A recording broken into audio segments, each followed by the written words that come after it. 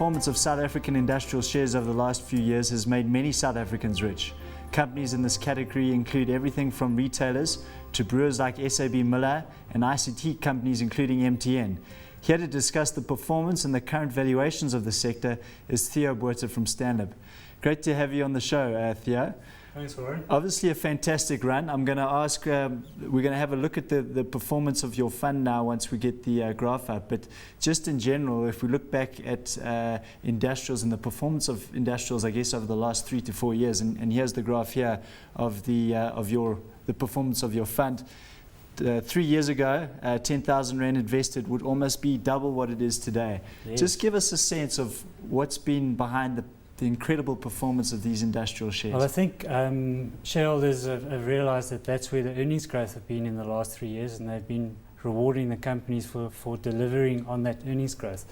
You know, the South African consumer has been very robust over the last 3 years, and you know, the retailers have done well. They've given us very good earnings growth. Their share prices in many instances have, as you said, doubled over the time, and that's one of the reasons why our fund has performed well as well.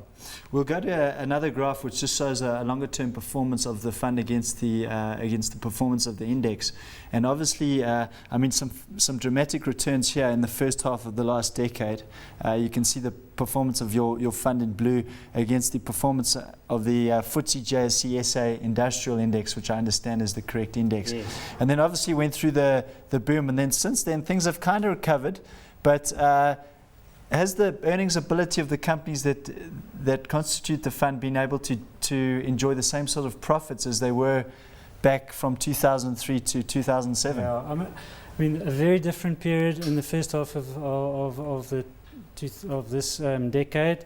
The latter part being driven very much around a recovery in, say, the consumer-facing side of the economy, where this was quite a different period. But there, I mean, if you look at that 45% return in 2012, is a very credible kind of performance, and it has been, as I mentioned earlier, been very much driven off a very strong consumer, and that's been, as we've mentioned before on your show, around the fact that government has created lots of jobs. There's been real growth in earnings. In income. Especially in government sector employees.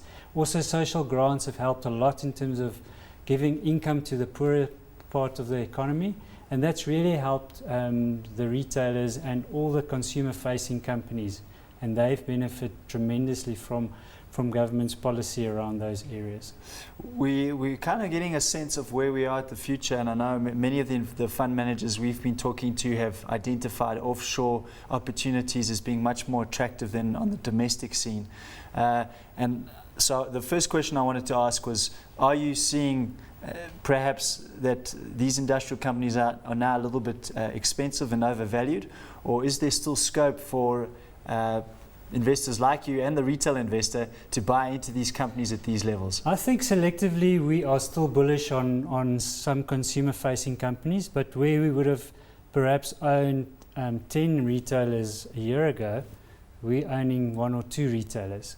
And as our sort of messaging is consistent around that, we still want to own retailers where there's positive leverage on the top line and gearing on the operating income line too. So they can grow their volumes, they have pricing ability, but they also have the ability to still take cost out of their business, which means that they can still grow their earnings in real terms. So there are a few opportunities like that still out there for us. And are you talking specifically in the retail space? I'm talking about, specifically retailers and other consumer-facing companies. Yes. When you mention other consumer-facing companies, there's a lot of people that obviously understand the concept of retailers, understand the concept of finance to the consumers as being in that cluster. What are some of the other businesses that might be less obvious but have a bias towards the consumer? A good example would be AVI, which is one of the top holdings in the Stanlib Industrial Fund. It's a consumer-facing company because it produces products that it's basically sold through the retailer. It's like biscuits. They sell shoes, they sell coffee, they sell tea, They sell chips, those kind of things that consumers would buy when they go into a retailer, and that's why we call them consumer-facing companies. Okay, we've done a little bit of homework. We've got a slide here. This is your current holdings at the moment. Before we get into a little bit later some of the best ideas that you've got at the moment and some of the things you've been buying, we wanted to just have a look at your portfolio and see how it's changed over the last 3 years. Yeah. This is 2012. Okay, we can see some big companies in there, MTN at the moment, Woolworths, BAT, Richemont, Sogo Sun, I guess, which is interesting. If we go back to the previous slide, I'll just ask the team to bring it back to the holdings at the end of 2009. We can see a little bit of change there. Just talk us through about some of the companies that have left the portfolio over the last 3 years. Yeah, I think where we've got to start is we like to own companies for a long period of time. So half of the stocks in the company at the moment we've owned for more than 8 years. About 10% we've owned for 5 years, and about 40% of the portfolio is for a shorter period of time. So we're really trying to invest in companies for a long period of time.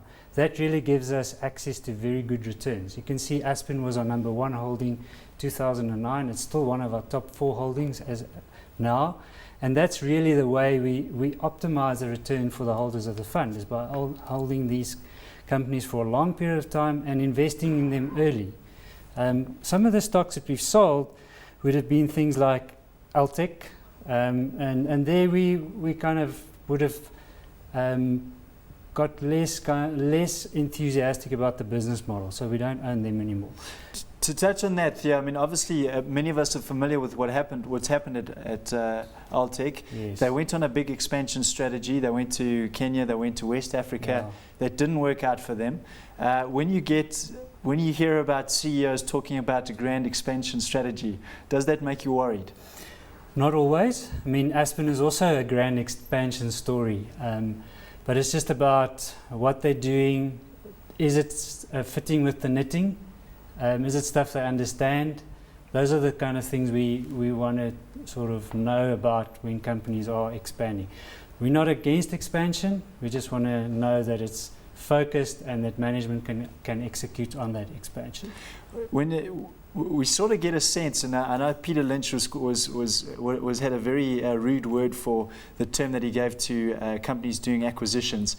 It made him very worried. But are there certain things that you look for to mitigate that risk? In other words, if a company like Altec's expanding and they can do it from operating cash flows, using operating cash flows, so they don't have to use debt, they don't have to issue shares to raise money to do that.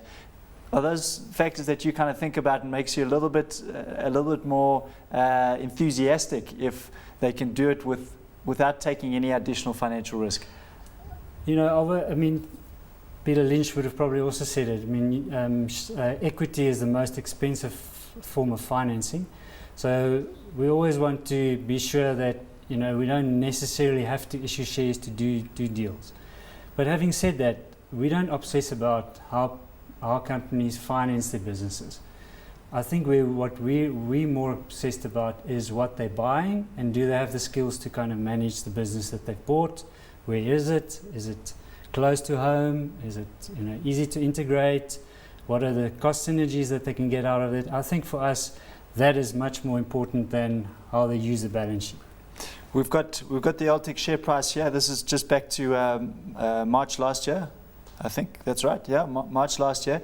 You can see the decline there. I hope you got out before there, Theo. But some of the other reasons that you sell shares, you know, obviously valuation has to come into it at some stage. 2 other stocks that would fit into the valuation kind of criteria for selling them would have been a Truworths and the Shoprite.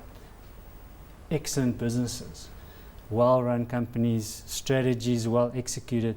But at some point in the cycle, you have to kind of just say, you know what, they're very expensive, and maybe there's another opportunity for us to own something else for a while, and then we can buy them back at a lower price.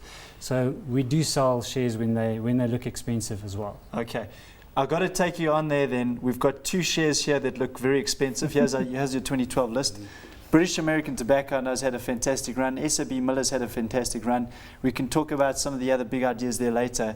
Why not? Why have you not sold those 2 companies if they are apparently expensive, as I understand them too? You know, in ShopRite, we've looked at what's the multiple you're paying for the African business, and we think that's too expensive. In SAB, we think they also have a very, very credible African expansion story. They're in more countries than ShopRite. They've been there for longer.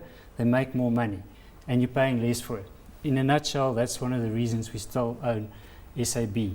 BAT, we don't think is expensive. It's a global business. It's a very good rand hedge for South African investors. For them, it's about a pricing strategy that we really like, and for that reason, we still like BAT, even at these kind of prices. Just as you cued that, we cued to the BAT share price, obviously still rising. That's obviously then a great call. I think probably done, what's that, about almost 25 to 30% over the last year. So at this stage, very comfortable. We're going to leave it there for the first half of the show. So after the break, we're going to continue our discussion with Theo Botha, the head of industrials at Stanlib.